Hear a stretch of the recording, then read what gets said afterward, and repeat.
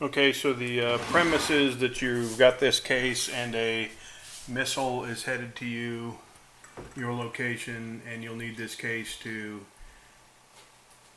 jam the signal so that it doesn't kill you and your group. So you use the color-coded numbers on the barcode to get into this lockbox on the side. It seems like there's a little glare there. You use the key to power up the box.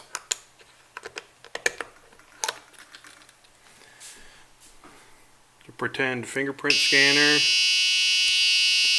Oops, I didn't leave my finger on there long enough. Makes me do it again.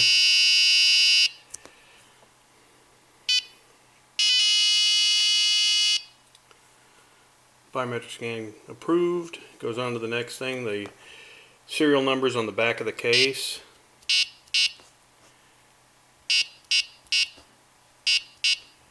When entered properly, it'll confirm that you entered the right serial number.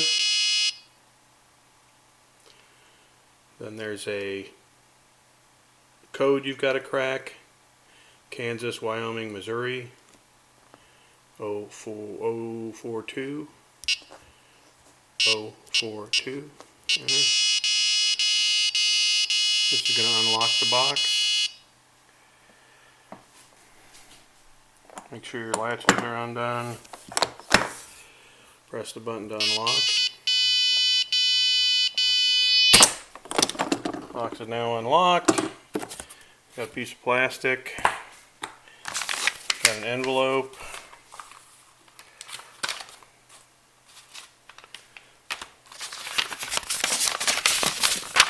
Envelope has a manual, some other papers, a jumper cord. There's a switch here.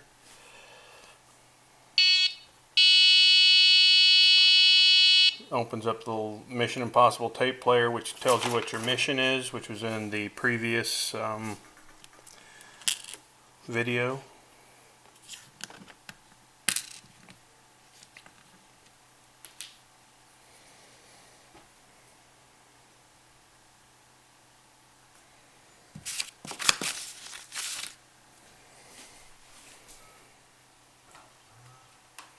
Of course, the decals are temporary. Tape player closes up.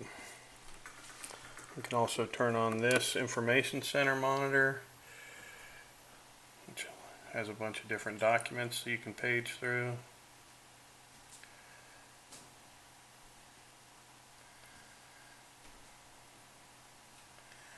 The end of the tape gives you a hexadecimal code, Foxtrot 9er Alpha, and you can, you can convert that from hexadecimal. Foxtrot is 1111. Ones would be on.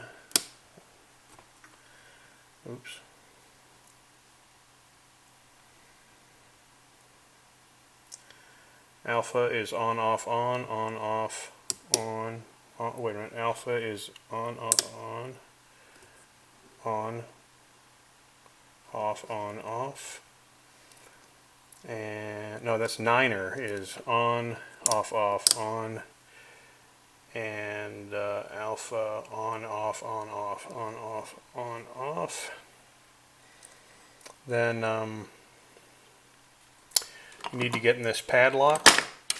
If you read through the manual, there will be a place where it will tell you if you've got a certain case that has a certain padlock, that you can get the clues for that padlock by going to the resistor color code page and touching the blank spot at the top. Select the padlock you've got. Based on these conditions with your model number, you'll find that your code is 864.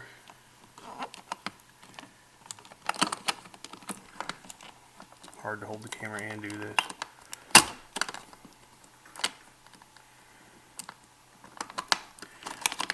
opens. Push the button. There's a shiny light. Use the screen. Push the button. You can see that it's projecting. I'm not sure I'm getting in the movie. Kind of hard to do that. Let's try that again. Okay, so we adjust the screen a little bit. We can see it's a Masonic symbol. Alright, that'll be used later. There'll be some other clues that'll tell you that in order to test the transmitter, you will need to connect this red wire and this red wire up here.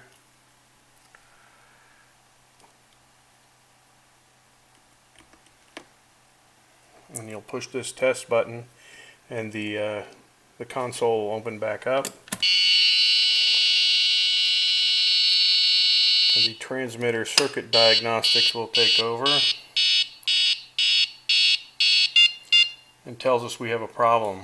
Again, we use this manual and the troubleshooting steps inside here that tell us about the diagnostic lights and the error code that we're getting, G3, and it'll instruct us step by step what to do, which will be select the damaged component,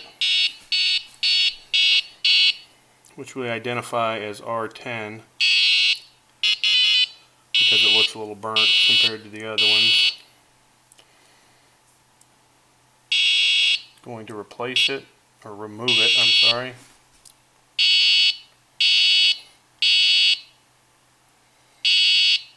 Proceed to next step, select the new component, which the manual tells us. It's telling us to touch the replacement.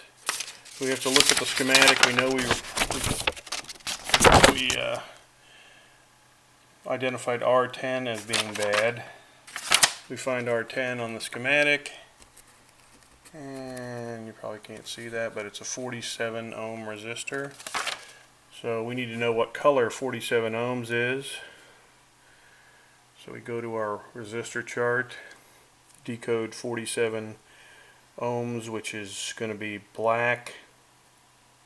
No, it's going to be yellow, purple, black.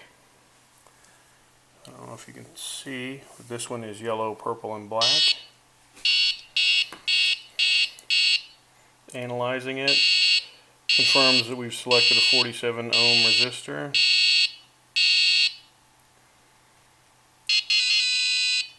And confirms that we've selected the right thing.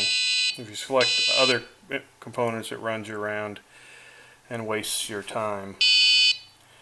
Now it's going to install that new component.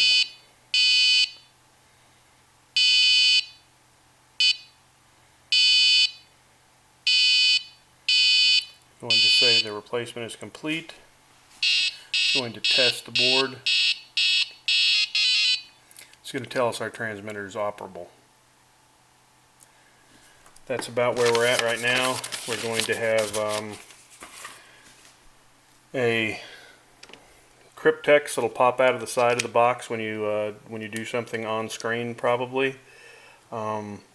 Its code will likely be Masons, deciphered off of the symbol. There'll be some kind of page that'll describe that, and I'll probably put little Mason symbols on the outside of this so it triggers that.